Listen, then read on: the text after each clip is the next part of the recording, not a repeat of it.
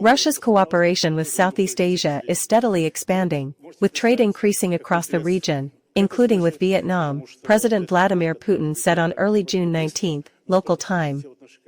Speaking at a late-night, early morning meeting with heads of news agencies from the Organization of Asia-Pacific News Agencies, OANA, President Putin emphasized Southeast Asia's strategic importance.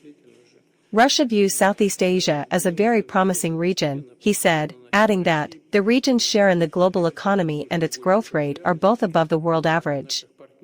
The meeting took place in St. Petersburg, where delegates had gathered for the 19th General Assembly of OANA, the largest regional press forum covering two-thirds of global news flow. It was officially opened on June 19 within the St. Petersburg International Economic Forum 2025, SPIEF 25. Responding to a question from General Director of the Vietnam news agency Vu Viet Trang on Russia's cooperation with Asia, and Southeast Asia in particular, President Putin stressed the importance of Vietnam as a key partner. Vietnam is a country with which Russia shares a special relationship, he said, sharing that, in the 1950s and 60s, particularly during Vietnam's struggle for independence, the two countries forged a deep bond. While much has changed over time, the friendship and cooperation between the two nations have endured, he stressed. President Putin also highlighted joint projects in various sectors, including energy and science. He highlighted Vietnamese businesses in Russia, saying that, it may come as a surprise to some, but Vietnamese companies are investing billions of dollars into Russian agriculture and doing very well.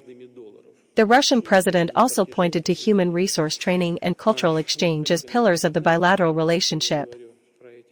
The Russian leader said, the recent visit to Russia by Vietnam's Party General Secretary to Lam reaffirmed the viability of joint plans between the two nations. Also at the meeting, responding to questions from leaders of major global news agencies on current issues, such as the Iran-Israel conflict, negotiations with Ukraine, the resumption of Russia-Europe relations, NATO's rearmament plans, and cooperation in Asia, President Putin affirmed that Moscow remains open to dialogue with European countries, and supports the current trend of restoring relations with the United States. DNA General Director Vu Viet Trang expressed sincere thanks to the Russian president for his special attention to the press, creating favorable conditions for news agencies and media outlets to access timely and official information.